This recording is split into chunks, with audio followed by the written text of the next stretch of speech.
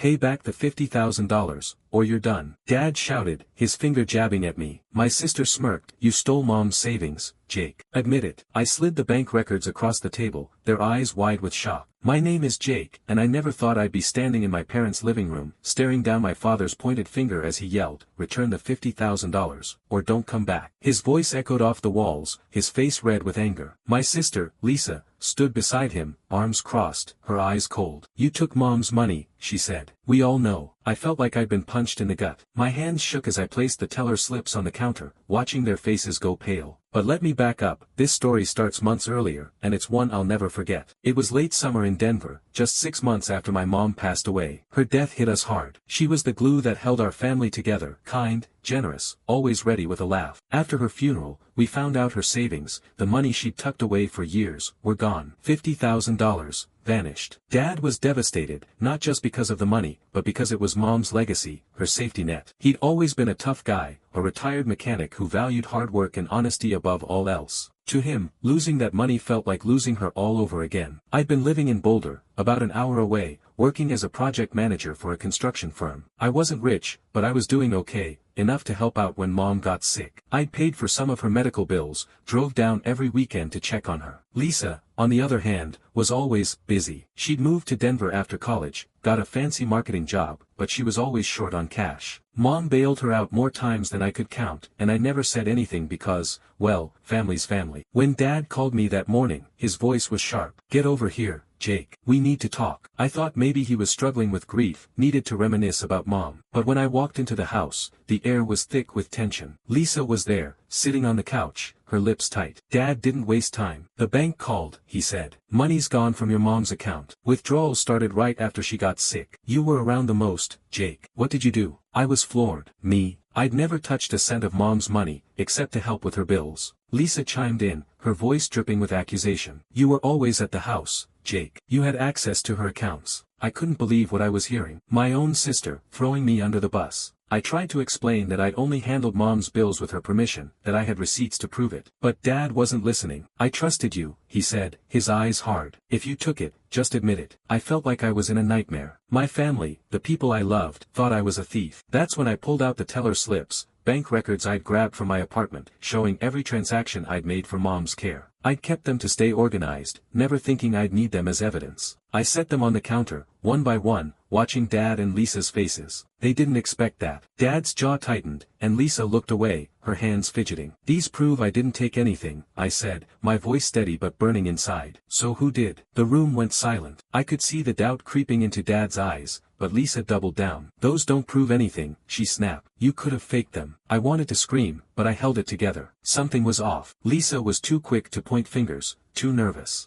I didn't have the full picture yet, but I knew one thing. I wasn't going to let this accusation destroy me. I'd spent my life trying to do right by my family, and now they were turning on me. I needed answers, and I was going to find them. The silence in my parents' living room lingered after I laid out the teller slips. My father stared at the papers, his hands clenched, while Lisa shifted uncomfortably, avoiding my gaze. I'd just been accused of stealing $50,000 from my late mother's savings, and the weight of their distrust was crushing. But something about Lisa's reaction, her fidgeting, her quick deflection, told me she was hiding something. I wasn't going to let this go. I needed to know who took Mom's money and why they were pinning it on me. The next day, I drove back to Boulder, my mind racing. Dad's words, return the money, or don't come back, echoed in my head. I'd always respected him, even when he was hard on me growing up. He'd taught me to fix cars, to show up on time, to own my mistakes. But this wasn't my mistake, and I wasn't going to take the fall for it. Lisa's accusation stung even more. We'd never been close. She was always competitive, always needing to be the favorite, but I never thought she'd turn on me like this. I started piecing together what I knew. Mom had been sick for over a year before she passed. Cancer. It was brutal, and I'd done everything I could to help, driving her to appointments, paying for meds when her insurance fell short. Lisa, though, was barely around. She'd show up for holidays, make a big show of being the devoted daughter, but when it came to the hard stuff, she was nowhere to be found. Mom never complained, but I knew it hurt her. I also knew Mom had been lending Lisa money for years, car payments, rent, credit card debt. Was that connected to the missing $50,000? I decided to start with Mom's bank account. I had access to her records because I'd been helping with her bills toward the end. Sitting at my kitchen table, I pulled up the online statements. Most of the transactions were familiar: hospital payments, pharmacy charges, a few transfers I'd made with Mom's approval. But then I noticed something odd: a series of cash withdrawals, each just under $10,000, spread out over 6 months. They started right after Mom's diagnosis, when she was too sick to manage her own finances. I hadn't made those withdrawals, and Mom couldn't have. So who did? I called the bank, hoping for answers. The representative was polite but cagey, citing privacy policies. "We can't disclose who accessed the account without a court order," she said. Frustrated, I asked for a list of transaction locations. She confirmed the withdrawals were made at ATMs in Denver, near Lisa's apartment. My stomach twisted. It wasn't proof, not yet, but it was a start. I needed more, something concrete to show Dad and shut down Lisa's accusations. I went back to Mom's house that weekend, telling Dad I was there to clear the air. He was still cold, but he let me in. Lisa was there too, acting like nothing had happened, chatting about her job like we weren't in the middle of a family crisis. I played along, keeping things civil, but I was on a mission. While Dad was in the garage, I slipped into Mom's old office, where she kept her files. I found a folder labeled "Bank," stuffed with receipts and handwritten notes. One caught my eye, a note in Mom's shaky handwriting: "Lisa, $5,000, June." There were others like it, all dated around the same time as the withdrawals. Mom had been tracking money she gave Lisa, but these amounts were much larger than the usual loans. I confronted Lisa later that day, keeping my voice calm. "Found some of Mom's notes," I said, holding up the folder. "She wrote down money she gave you. A lot of it." Lisa's face tightened, but she laughed it off. "Mom was always helping me out. You know that. Doesn't mean I took anything." Her tone was too casual, her eyes darting to the door. Dad walked in, catching the tail end of our conversation. "What's this about?" he asked. I handed him the notes, but Lisa cut in before he could read them. "He's trying to distract you, Dad. He's the one who was always in Mom's accounts." Dad looked torn, his trust in me clearly shaken. I left that day feeling more alone than ever. My own family was against me, and the evidence I had wasn't enough to change their minds. But those notes, those withdrawals, they pointed to Lisa. I just needed something undeniable, something that would force her to admit the truth. I spent the next few days calling Mom's friends, asking if she'd ever mentioned anything about Lisa or the money. One of them, Mrs. Carter, hesitated before saying, "Your mom was worried about Lisa's spending. She said she was going to cut her off, but then she got too sick." That was it. Mom had planned to stop enabling Lisa, and maybe that's when the withdrawals started. I was getting closer, but I was also running out of time. Dad's ultimatum hung over me, and Lisa was working hard to keep him on her side. I had to find the truth before this tore our family apart for good. The accusations against me were like a weight I couldn't shake. My father's ultimatum, return the $50,000, or don't come back, played on a loop in my head, and Lisa's smug certainty that she could pin it all on me only made it worse. I was Jake, the son who'd spent months caring for Mom during her illness, and now my own family thought I was a thief. But the bank records and Mom's handwritten notes about Lisa's loans were starting to paint a different picture. I wasn't going to let this go. I needed hard proof, and I was ready to dig for it. Back in Boulder, I threw myself into finding answers. The bank statements were my starting point. Those cash withdrawals, all under $10,000, made at ATMs near Lisa's apartment in Denver. It was suspicious, but not enough to convince Dad, who was still blinded by Lisa's story. I needed something more solid, something that couldn't be brushed off as coincidence. I started by going through Mom's old emails, which I had access to because I'd helped her set up her account years ago. Most of it was routine: bills, newsletters, messages from friends. But then I found an email from her bank, dated a month before she passed. It was a notification about a suspicious transaction flagged on her account. The bank had tried to contact her, but she was too sick to respond. I called the bank again, this time pretending to be following up on Mom's behalf. After some back and forth, they confirmed the transaction was a $15,000 withdrawal, made in person at a branch in Denver. The teller's description of the person didn't match me, it matched Lisa. That was a breakthrough, but I needed more. I remembered Mom kept a small safe in her bedroom, where she stored important documents. I drove back to Dad's house, bracing myself for another tense visit. He was in the kitchen, barely acknowledging me as I walked in. "Just here to look through Mom's things," I said, keeping it neutral. He grunted, not looking up from his coffee. Lisa wasn't there, thank God, but I could feel Dad's distrust like a cloud over the house. I went straight to Mom's room and opened the safe, using the combination she'd given me when she got sick. Inside were her will, some jewelry, and a stack of bank receipts. One of them was a teller slip for a $10,000 withdrawal, dated just days before Mom's death. The signature wasn't Mom's, it was Lisa's. My heart was pounding. This was it, real evidence. But I knew Dad wouldn't believe it without a fight. Lisa had always been his favorite, the one he bragged about at family gatherings. I was the reliable one, the one who showed up, but Lisa was the charmer. I tucked the receipt into my pocket and kept searching, hoping for anything else that could tie her to the money. I found a letter Mom had written but never sent, addressed to Lisa. It was short but gut-wrenching. I love you, but I can't keep bailing you out. The money's for the family, not your debts. Please stop asking. It was dated a week before the first big withdrawal. Mom had known something was wrong, but she was too weak to stop it. I left the house without telling Dad what I'd found. I didn't trust myself to stay calm, and I needed time to plan my next move. Back home, I called Mrs. Carter, Mom's friend, again. She'd hinted at Lisa's money troubles before, and I pressed her for details. Your mom told me Lisa was in deep with credit cards, she said. Owed thousands, maybe more. She was scared Lisa would lose her apartment. That explained why Lisa needed the money, but not why she'd frame me. Was it just to cover her tracks, or was there something personal here? We'd never been close, but this felt like betrayal on a whole new level. I decided to confront Lisa directly, but I needed to be smart about it. I texted her, asking to meet at a coffee shop in Denver, neutral ground. She agreed, but when I got there, she was already defensive, arms crossed, barely making eye contact. What do you want, Jake? She asked, like I was wasting her time. I pulled out the teller slip and slid it across the table. This is your signature, Lisa. You took the money. Her face froze, but she recovered quickly. That's not mine, she lied, pushing the paper back. You're obsessed, Jake. Let it go. I didn't let it go. I told her about the bank's description, the letter from Mom, the pattern of withdrawals. She got quieter with every word, her hands twisting in her lap. You're making this up, she said, but her voice was shaky. I leaned in. I'm giving you a chance to come clean before I show Dad everything. She stood up, grabbed her bag, and left without another word. That's when I knew I was right. Lisa wasn't just hiding the truth, she was scared of it. But Dad was still on her side, and I knew he'd need more than a receipt to believe me. The tension in our family was like a ticking bomb, and I was running out of time to defuse it. I had to find a way to make Lisa confess, or I'd lose more than just the money, I'd lose my family. The coffee shop confrontation with Lisa left me more certain than ever that she was behind the missing $50,000, but her refusal to admit it only fueled my determination. I had the teller slip with her signature, Mom's letter begging her to stop asking for money, and the bank's confirmation of withdrawals near her apartment. It was enough to convince me, but Dad was another story. He'd always seen Lisa as his golden child, and I knew he'd dismiss my evidence as flimsy or fabricated unless I could make it undeniable. I was Jake, the son who'd been accused of stealing from my own mother, and I wasn't going to let Lisa's lies tear our family apart. I spent the next few days gathering every scrap of evidence I could. I went back to Mom's email account, digging deeper into her correspondence with the bank. I found another email, buried in her spam folder, confirming a password change for her online banking. It was dated right around the time the withdrawals started, when Mom was too sick to even use her computer. Someone had accessed her account, and it wasn't me. I called the bank again, this time speaking to a supervisor who was more forthcoming after I explained Mom's passing. They couldn't give me the IP address of the login without a legal request, but they confirmed the password change was initiated from a device in Denver, Lisa's territory. I also reached out to a friend of Lisa's, Tara, who'd known her since college. I'd met Tara a few times at family events, and she always seemed more grounded than my sister. I called her, playing it casual, asking if Lisa had mentioned anything about money troubles. Tara hesitated, then said, she's been stressed about cash for a while. Said she had some big debts to pay off, but she didn't go into details. When I pressed, Tara admitted Lisa had borrowed a few $100 from her last year and never paid it back. It wasn't proof of theft, but it was another piece of the puzzle. Lisa was desperate for money, and Mom's account was an easy target. Armed with this, I decided it was time for another family meeting. I called Dad and asked him to come to my apartment in Boulder, figuring a change of scenery might keep things civil. I invited Lisa too, knowing she'd try to dodge it. To my surprise, she agreed, probably thinking she could talk her way out of it again. When they arrived, the tension was palpable. Dad sat on my couch, arms crossed, looking like he'd rather be anywhere else. Lisa stood by the window, her face a mask of indifference, but I could see her hands trembling slightly. I laid it all out, the teller slip, the bank emails, Mom's letter, and Tara's story about Lisa's debts. This isn't about me, I said, keeping my voice steady. It's about the truth. Lisa, you took the money. Just admit it, and we can figure this out together. Dad's eyes flicked to the papers I'd spread on the coffee table, but Lisa cut in before he could speak. This is ridiculous, Jake, she snapped. You're forging documents now. That's low, even for you. She turned to Dad, her voice softening. He's trying to cover his tracks.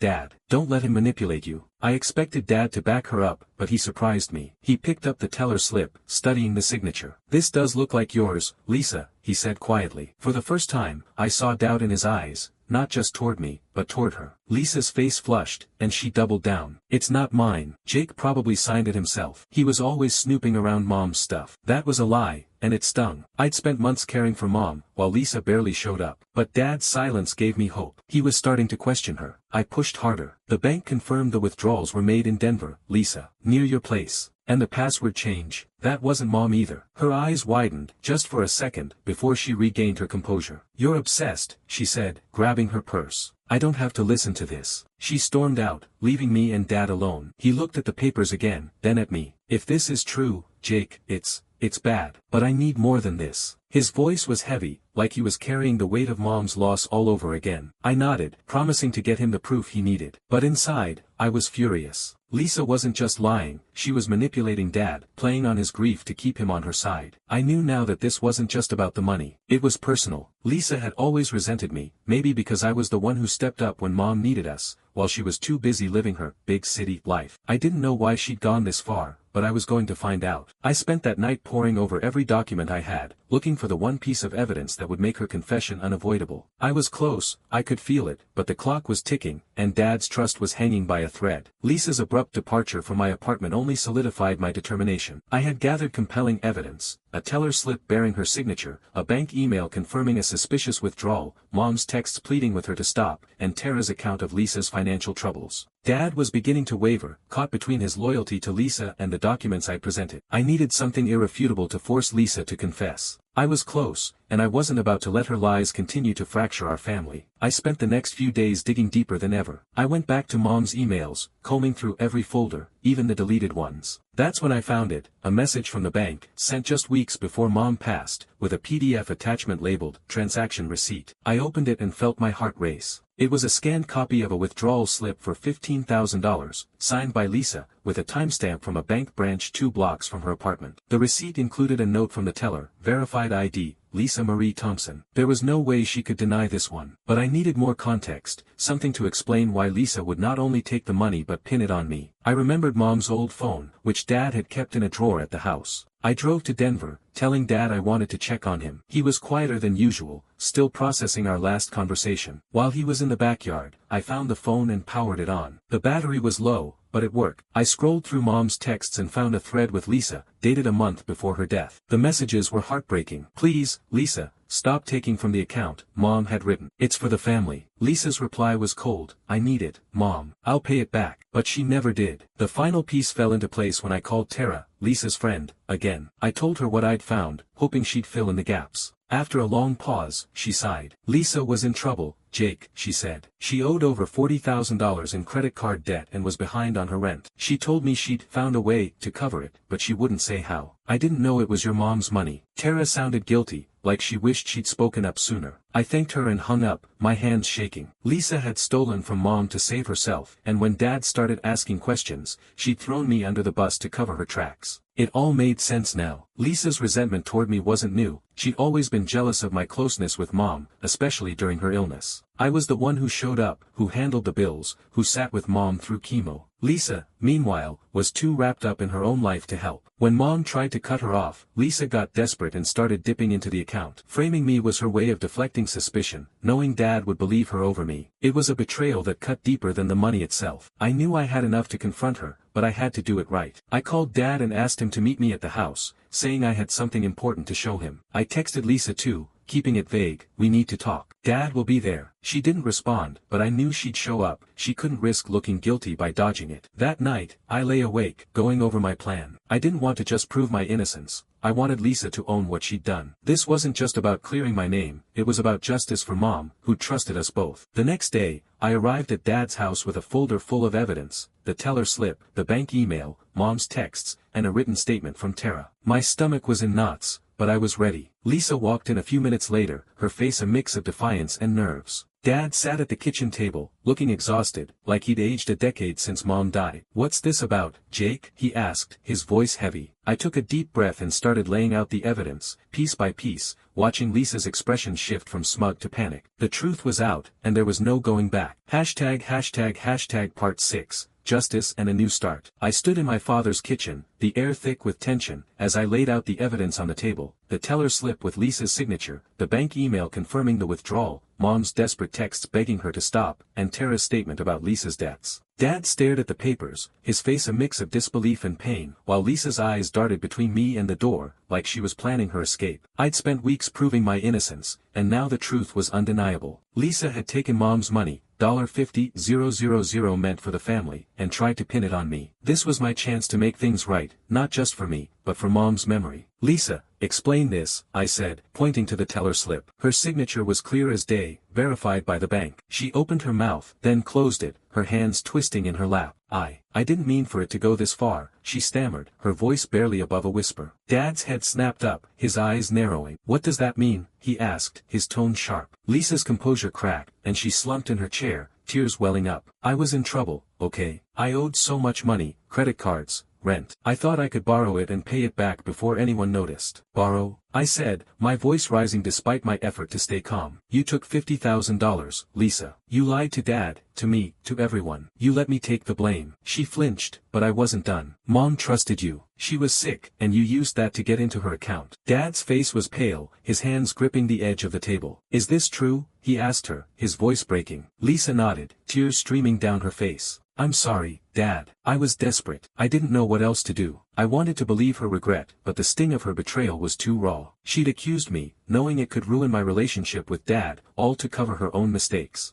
I looked at Dad, expecting him to explode, but he just sat there, staring at Lisa like he didn't recognize her. You let me think Jake was a thief, he said quietly. You broke this family. Those words hit harder than any yell. Lisa sobbed, but I didn't feel sorry for her, not yet. I could have pushed for more, called the police, demanded she repay every cent, but that wasn't what Mom would have wanted. She always believed in second chances, even when Lisa didn't deserve one. Instead, I decided my justice would be different. Lisa, you're going to tell the truth, I said. Not just to us, but to everyone. Aunt Karen, Uncle Steve, the cousins, everyone who thinks I'm the bad guy. You're going to set the record straight. Her eyes widened, but she nodded, knowing she had no choice. I organized a family gathering the next weekend at Dad's house. I didn't tell them why, just that it was important. When everyone was there, about a dozen relatives crowded into the living room, I handed the floor to Lisa. She stood up, her voice shaking, and admitted everything, the debts, the withdrawals, the lies about me. The room was silent, except for a few gasps from our aunts. Uncle Steve shook his head, muttering, unbelievable. Lisa broke down again, but this time, no one rushed to comfort her. My justice wasn't about humiliation, it was about accountability. She'd spent years hiding behind her charm, and now the mask was off. Dad pulled me aside after. I'm sorry, Jake, he said, his eyes wet. I should have trusted you. It was the first time he'd apologized to me in years, maybe ever. I hugged him, feeling a weight lift. It's okay, Dad. We're good. And we were. The family was bruised, but we'd heal. Lisa promised to get help for her debts and start repaying what she could, though I doubted we'd see much of the money. That didn't matter as much as the truth being out. As I drove back to Boulder that night, I felt lighter than I had in months. Mom's memory was safe, and I'd cleared my name without tearing the family apart. Lisa's confession was my revenge, not loud or vengeful, but enough to make things right. I thought about Mom, how she'd always told me to stand up for what's fair but never lose sight of love. I'd done both, and for the first time since she passed, I felt like I'd made her proud.